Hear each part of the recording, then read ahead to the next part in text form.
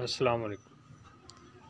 जनाब हकीम मोहम्मद राशिद बहावलपुर से, ये मैंने जनाब फहीम सन्यासी साहब ने जो फैसलाबाद वर्कशॉप में नस्खा बताया था नशादर जिस्त और दारचिकने के तेल का, वो मैंने बनाया है जी।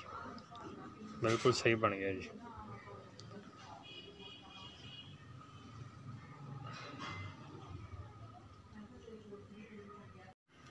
अस्सलाम वालेकुम।